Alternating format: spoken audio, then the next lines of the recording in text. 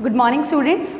Today we are going to start a new chapter, chapter number 7, that is diversity in living organisms.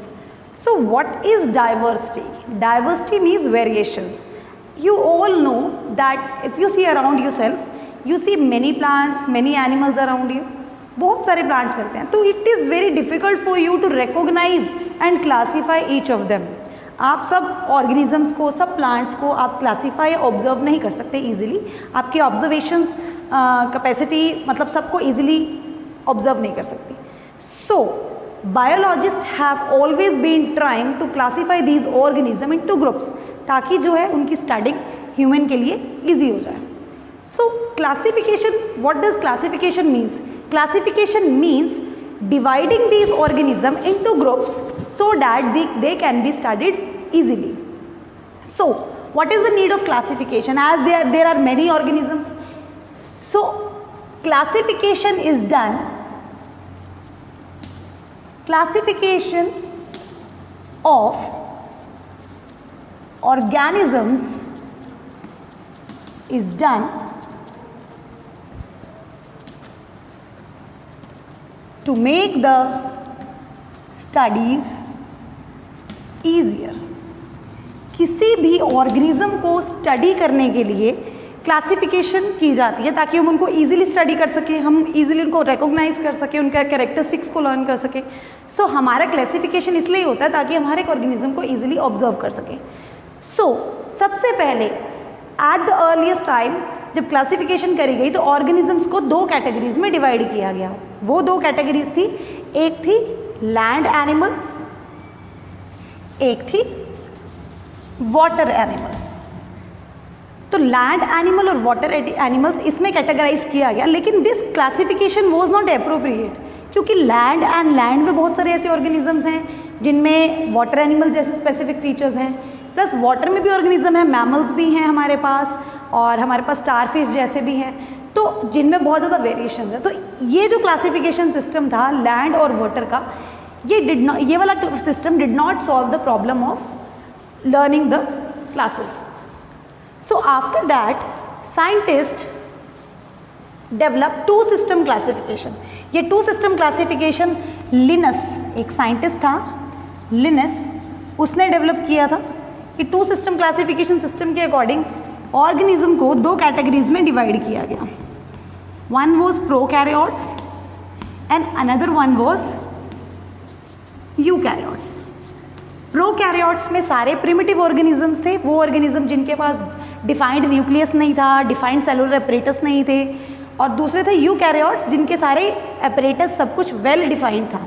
तो after all these things, ये सारी classification, but still this was a broad classification. It was also not easier to study.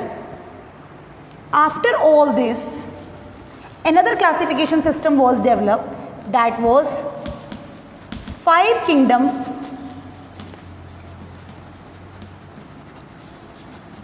classification system. Five kingdom classification system में organisms को 5 groups में divide किया गया. These 5 group was, first one was Monera, second was protista, third was fungi, fourth was Plantae, and fifth one was Animalia. तो इस तरह से organism को 5 किंगडम क्लासिफिकेशन सिस्टम में डेवलप किया गया. जब इस 5 किंगडम क्लासिफिकेशन सिस्टम में ऑर्गेनिज्म को डिवाइड किया गया, साइमल्टेनियसली इनमें ओवर द जनरेशंस वेरिएशंस भी आई, and variations lead to development, evolution. तो हर एक ऑर्गेनिज्म है, एक पर्टिकुलर ऑर्गेनिज्म है. से फॉर एग्जांपल मैं आपको एक सिंपल एग्जांपल देती हूँ. देयर वाज एक ऑर्गेनिज्म है, वो लैंड पर रहता है, फिर उसका हैबिटेट चेंज हो गया, तो उसमें नई तरह की वेरिएशंस आ जाएंगी. अब नई तरह की वेरिएशंस, धीरे धीरे वो वेरिएशंस इकट्ठी होती जाएंगी, that will lead to the evolution of a new species. तो इस तरह से वेरिएशंस लीड्स टू एवोल्यूशन. अब नेक्स्ट प्रॉब्लम वाज, क्लासीफाई तो कर लिया, अब हर ऑर्गेनिज्म को एक स्पेसिफिक नेम देना था। तो the system of naming an organism, the system of naming an organism is called nomenclature. So what is nomenclature? Nomenclature is the system of naming an organism. It is a nomenclature. But naming, एक सिर्फ naming करना, ये भी थोड़ा categorize करना difficult हो गया. तो another system was introduced which is known as binomial nomenclature. According to this binomial nomenclature, every organism is given two names.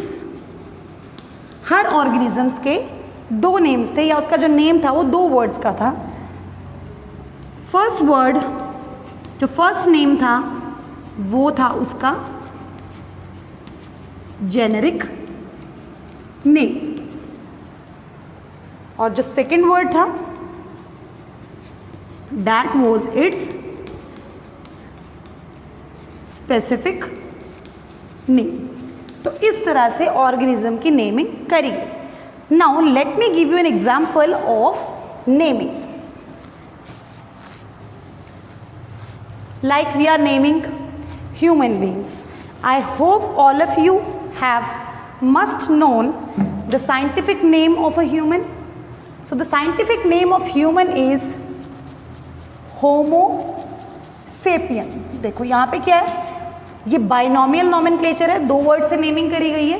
जो फर्स्ट नेम है होमो, ये है इसका जीनस का नाम, ये इसके जीनस का नाम है. और जो सेकंड नेम है ये इसका, ये इसकी स्पीशीज का नाम है. सिमिलरली लाइन की बात करें तो पैंथीरा लियो, तो Panthera leo, Panthera is its genus names and leo is its tigris name. Now one more thing, sorry, leo is its scientific specific name. Now talking about Panthera tigris. This is the name for tiger and this is the name of lion. अगर हम इन दोनों names को बड़े ध्यान से देखते हैं, हम we will observe कि इन दोनों का जेनेरिक नेम है that is same. तो जेनेरिक नेम सेम का मतलब क्या है कि these two, because lion और tiger they both belongs to a same genus but their species are different. तो जितने भी organisms हैं हमारे अराउंड, हम उनको एक टेक्सोनॉमिक ग्रुप में डिवाइड करते हैं. What is that taxonomic group? As I told you 5 kingdom classification था. तो सबसे ऊपर जो कैटेगरी है वो क्या है? किंगडम. अब एक पर्टिकुलर किंगडम के नीचे बहुत सारे फाइलम हैं, एक फाइलम के नीचे बहुत सारी क्लास हैं, क्लास के नीचे बहुत सारी फैमिली है, फैमिली के नीचे बहुत सारे क्लास के नीचे बहुत सारे order, then we have family, then genus and at the last we have species. तो जब भी हम ऑर्गेनिजम्स की बात करते हैं, कोई भी ऑर्गेनिज्म है, लाइक हमारे पास हो गया किंगडम एनिमल, एक किंगडम एनिमल में, किंगडम एनिमल में नीचे बहुत सारे फाइलम है, फाइलम के नीचे बहुत सारी क्लासेस हैं, अलग अलग क्लास में अलग अलग ऑर्डर्स हैं, ऑर्डर्स के नीचे अलग अलग फैमिली है, फैमिली के नीचे अलग अलग जीनस है, जीनस के नीचे अलग अलग स्पीशीज़ हैं. तो इस तरह से ऑर्गेनिजम्स को डिवाइड किया गया into the hierarchic level of classification. This is the hierarchic level of classification. कि किसी भी ऑर्गेनिज्म को अगर हमने क्लासीफाई करना है तो कोई ना कोई उसका स्पीशीज़ होगी, कोई ना कोई उसका जीनस होगा, कोई ना कोई उसकी फैमिली होगी, उसका ऑर्डर, क्लास, फाइलम या किंगडम. तो साइंटिफिक नेम देने का मतलब क्या, साइंटिफिक नेम में क्या किया गया है कि उसका जेनेरिक नेम और स्पेसिफिक नेम को इंक्लूड किया है। जो आपका फर्स्ट नेम है वो उसका जेनेरिक नेम है, जो आपका सेकंड नेम है वो क्या है, इसका स्पेसिफिक नेम है। तो इस तरह से ऑर्गेनिजम्स को डिवाइड किया गया। सो this is about the naming of the organism and classification of the organisms.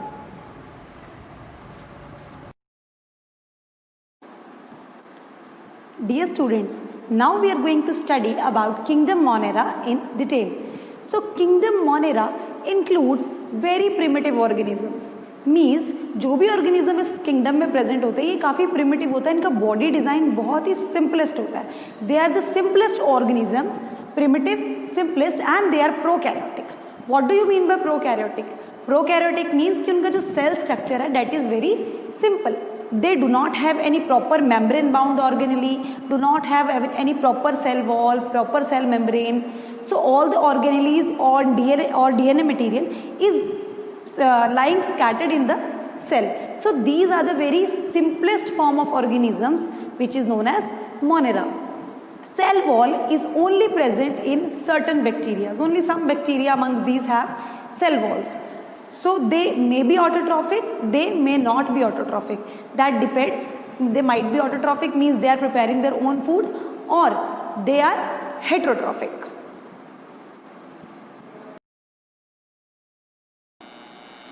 Again, next kingdom is kingdom Protista.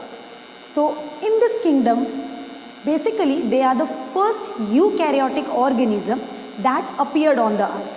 So earlier you were reading about Monera, they were the prokaryotic, but these are the eukaryotic organisms, mean their cell structure is more advanced. They have well-defined nucleus, well-defined organelles for performing various works.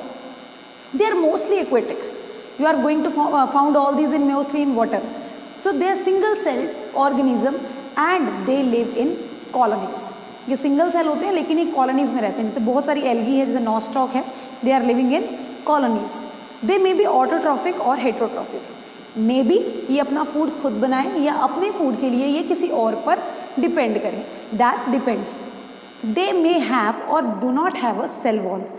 इनमें हो सकता है cell wall हो और ना भी हो. So इसके examples हैं slime molds, protozoa and algae. So these are the examples of kingdom Protista. So our next kingdom is kingdom fungi. So in this kingdom, the organisms which are there, they are fungi and they may be unicellular or multicellular. हो सकता है वो unicellular हो, unicellular का example है yeast, और may be वो multicellular हो, example है mushroom. आपने mushroom most oftenly देखा भी होगा.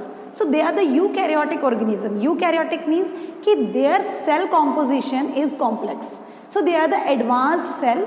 They have a proper nucleus, proper cytoplasm or cell organelles. All the organelles are present in proper form.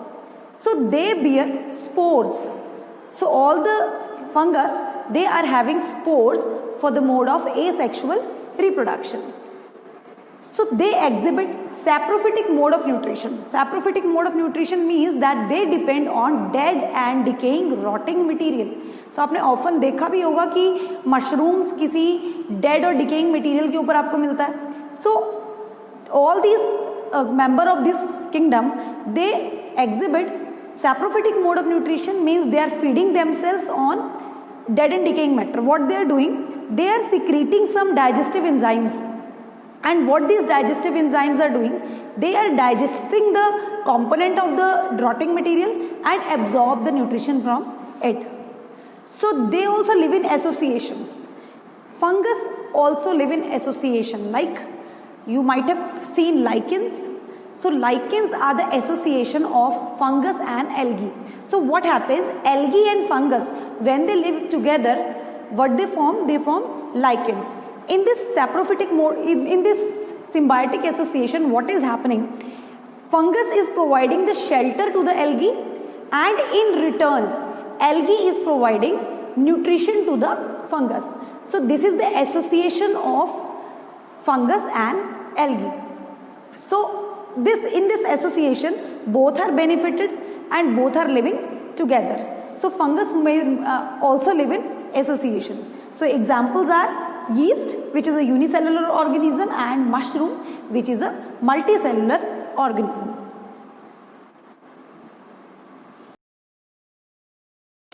So next we are going to study about kingdom Plantae.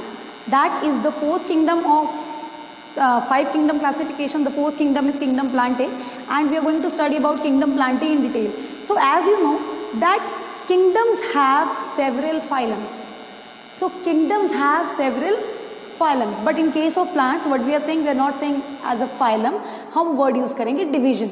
Means kingdom are having many division. Since it is a kingdom Plantae, means all the plants are included in it. So we are going to use word divisions. So kingdom Plantae have further subdivisions. These subdivisions are cryptogams and phanerogams. So cryptogams are those organisms which have hidden reproductive organs. Means इनके जो reproductive organs हैं वो hidden होते हैं. You are not able to see the reproductive organs of these 3 categories. Next subdivision is the phanerogam. So gymnosperm and angiosperm lie in this category. They are having reproductive organs, and इनके reproductive organs visible होते हैं. We can see their reproductive organs. So let's talk about each of these in detail. The first one is division Thallophyta. So division Thallophyta में जो organisms होते हैं वो organisms ऐसे होते हैं जो बहुत primitive type के होते हैं. They do not have any proper body. They do not bear proper leaves, proper shoot, proper root. So आपको वो thallus like body नजर आएगी. आप डिफ्रेंशिएट नहीं कर सकते उसके रूट, स्टेम्स और लीव्स के बीच में. आपको वो थैलस लाइक अपीयर होगा. तो जितने भी एल्गी के मेंबर्स हैं, जितने भी हमारे पास एल्गी हैं, all lie in this category. Next one is bryophyta. इसको हम प्लांट किंगडम के एम्फीबियंस भी बोलते हैं.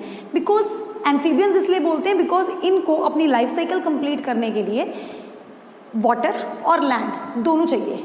सो रिप्रोडक्शन पर्पज के लिए they require water. So bryophyta में जो ऑर्गेनिजम्स आते हैं, actually they are having root, stem and leaves, but they are not possessing true root, true leaves and true stems. सब कुछ बहुत proper नजर नहीं आता. So they have root like structures, leaf like structures, and they are exhibiting alternation of generations. Means एक face इनका sporophytic होता है जब ये स्पोर्स प्रोड्यूस करते हैं, एक फेस इनका गेमेटोफिटिक होता है जब ये गैमीट्स प्रोड्यूस करते हैं. So this is how they are going to reproduce. Next category is pteridophyta. Pteridophyta इनसे ज़्यादा एडवांस्ड ऑर्गेनिज्म है. They are having proper root, stems and leaf like structures, and they are also bearing vascular bundles. So vascular bundles क्या थे? Vascular bundles plant में transportation के लिए responsible होते हैं. सो अभी तक जितने पीछे ऑर्गेनिजम्स पढ़े थे, जितने पीछे हमने डिविजन्स पढ़े थे, इनमें कोई प्रॉपर वेस्कुलर बंडल्स नहीं थे. बट टेरिडोफाइटा जो है, it is the first member which is having proper vascular bundles for transportations of minerals and food inside the body of a plant. Next category belongs to phanerogam division. So this is the gymnosperm and angiosperm. So gymnosperms are those organisms जिनमें reproductive organ naked होते हैं. Means इनके जो reproductive organs हैं, जो इनके mail gametes formation होती है या फीमेल गेमीट्स फॉर्मेशन होता है, they are lying open, they are not covered by anything.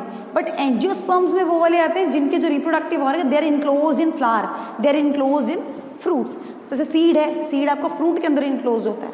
So angiosperms में सारे फ्लावरिंग प्लांट्स आते हैं. जितने भी आपके अराउंड फ्लावरिंग प्लांट्स हैं, they belongs to this angiosperm, and this belongs to gymnosperm.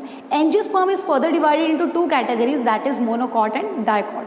Now we are going to study about each of this in detail. Dear students, now we are going to start the new division, the explanation of new division, that is division Thallophyta. You know, all these are the members of kingdom Plantae. So they are bearing chlorophyll, they are autotrophic, they are preparing their own food. So members of Thallophyta, या Thallophyta is commonly called as algae, or we also can call it as a thallophytes. So they are aquatic organisms. Aquatic means they are living in water, both fresh water and in marine water or say sea water. तो दोनों तरह के water में it is present. They have undifferentiated body. Undifferentiated body means जो इनकी body है, that is not having proper root, proper shoot and proper stem. So body जो है undifferentiated नजर आती है, proper root, proper shoot and proper stem हमें नजर नहीं आता. They contain chlorophyll for photosynthesis. As I told you earlier, they are having chlorophyll. So chlorophyll helps them to prepare their own food. So chlorophyll can be of different color. That can be of green, that can be of brown, that can be of red. So depending upon all these are of different color, means algae is of different colors. So cell wall, they have a cell wall. As they are eukaryotic organisms, they are bearing cell wall, and their cell wall is made up of cellulose, which is a complex carbohydrate. Their body is covered by gelatinous substance. जो इनकी body है वो एक gelatinous substance से covered है, which help them against rotting in extreme conditions. Like if they are having any extreme conditions, they will not rot or decay. So this gelatin material protect their body. So the mode of reproduction is of 3 types. That is, they also reproduce by vegetative propagation, they also reproduce asexually, they also reproduce sexually. So vegetative reproduction is by fragmentation. So what happens in fragmentation? Fragmentation में जो plant algae body है, that is broken down into various fragments, and then these fragments again regrow fully to its entire length. So this is how they keep on breaking and they keep on forming their body mass. Next is your asexual reproduction. In asexual reproduction, what they are doing? They are reproducing by spore formation. So what is spore formation? In spore formation, they are producing spores. The spores remain in sporangia. They are secured in sporangia, and whenever the conditions are favorable to them, they come out, they float in air, and wherever they find it suitable, they grow there. And the last method is by sexual reproduction. In sexual reproduction, they grow by conjugation. So what happens in conjugation? In conjugation, male and female gamete, they fuse together.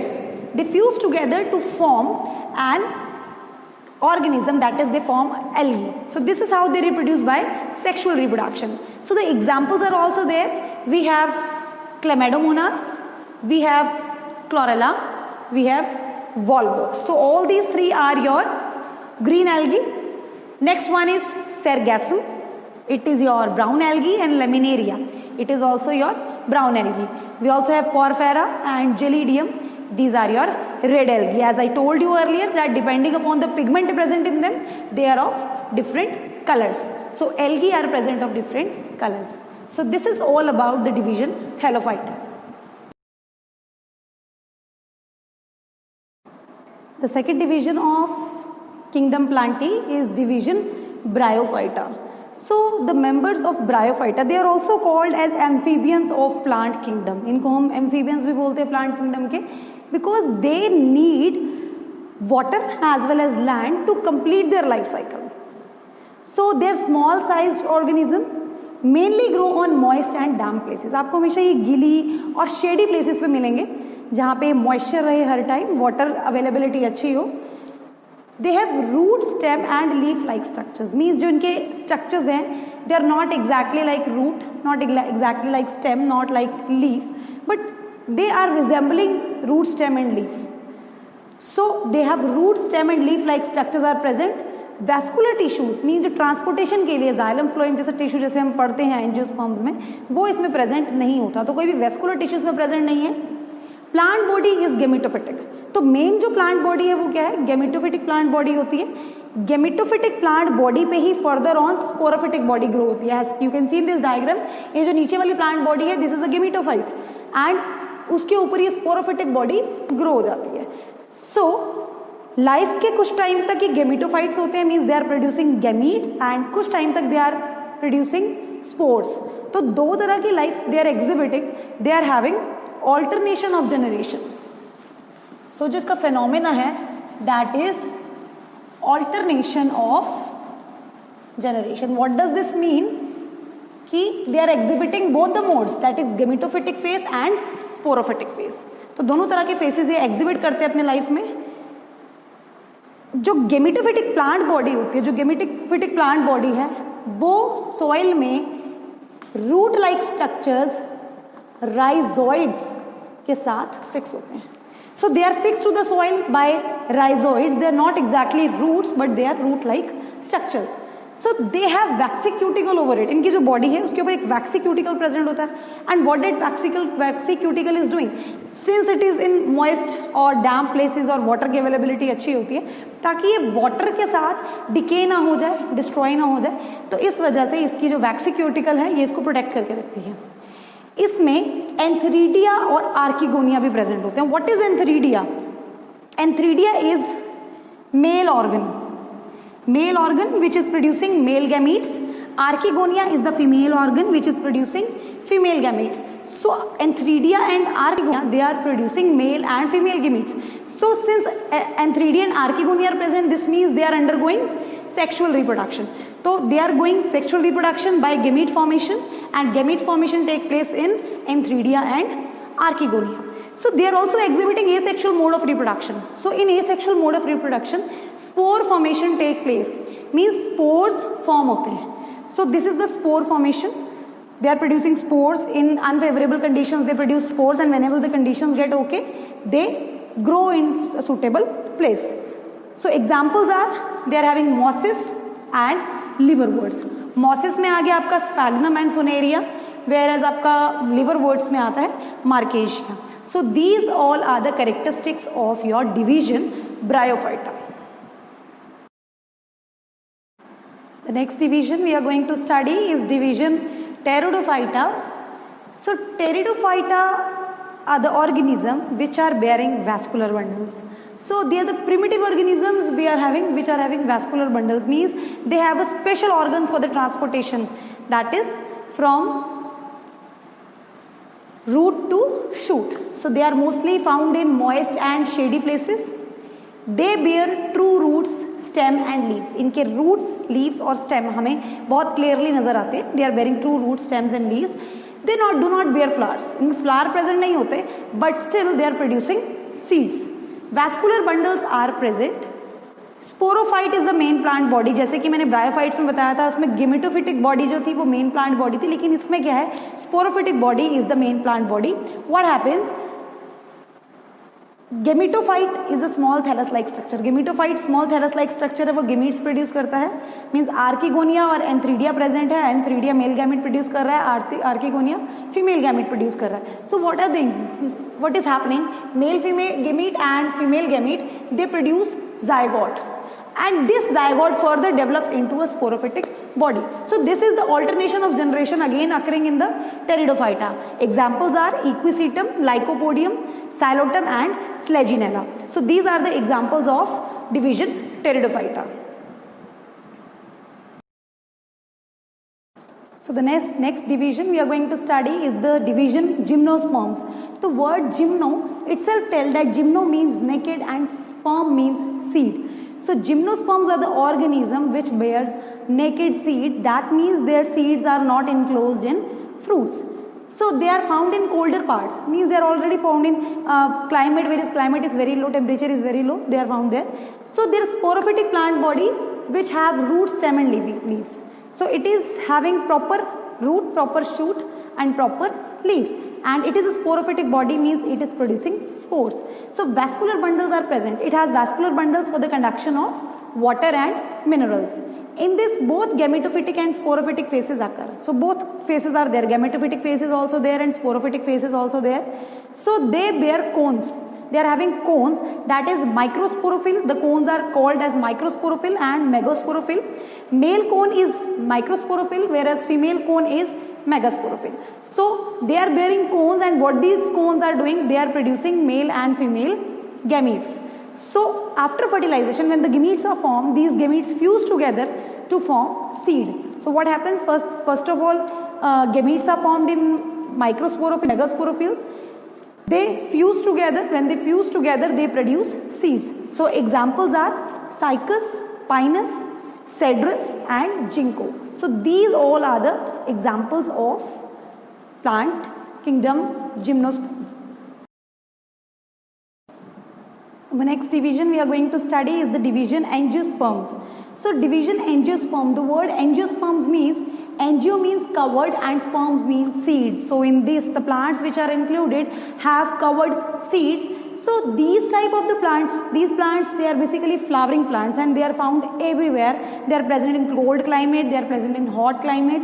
So almost it is a cosmopolitan, it is present everywhere. They have differentiated root, stems and leaves. इसकी जो root है, stems है, leaves है, differentiated. आपको अलग अलग नजर आएगी, root और stems और leaf में आप easily differentiate कर सकते हो. They bear xylem and phloem. तो इनके vascular system present है xylem और phloem. Xylem is responsible for the conduction of water and phloem is responsible for the conduction of food. So xylem और phloem इसमें present होता है. They bear flower for the reproduction. So they are having flower. So flower is the main reproductive part of the plant. Flower में male part that is stamens और female part that is pistil or carpel is present. So flower after fertilization what it forms? It forms fruit and seeds. And seeds bear cotyledons. Seeds के अंदर क्या present होते हैं? Cotyledons present होते हैं. Depending upon the number of cotyledons present, so plant can be monocot और plant can be dicot. जिसके अंदर एक cotyledon present है, जैसे कि हमारा wheat में होता है, wheat में, maize में we have one cotyledon. So these are your monocots, whereas हमारे gram में या peas में जहाँ पे हमारे दो cotyledons present होते हैं, they are your dicot plants. So monocots और dicots में differentiate कर सकते हैं हम. monocots में first difference तो cotyledons का ही हो गया. Second is they are having parallel venation. Parallel venation means अगर हम मोनोकॉट के लीव्स को देखें तो उसके लीव्स में आपको वेन्स जो हैं वो इस तरह से दिखेंगी, means they are bearing parallel venation. तो उनकी जो वेनेशन है पैरेलल वेनेशन होती है, वेरएस इसमें आपके डाइकॉट्स में रेटिकुलेट वेनेशन होती है. What is reticulate venation? Like this is your leaf,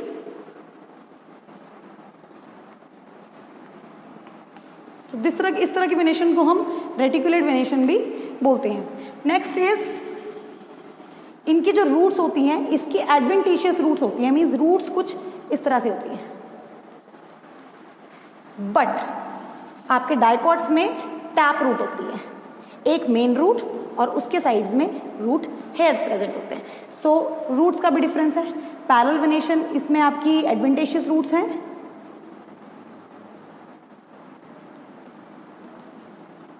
adventitious roots, and इसमें आपकी टैप रूट प्रेजेंट होती है. So these are the few difference and rest of the difference we are going to see in the table. So that's all with the angiosperms, and difference you can see in the table given afterwards.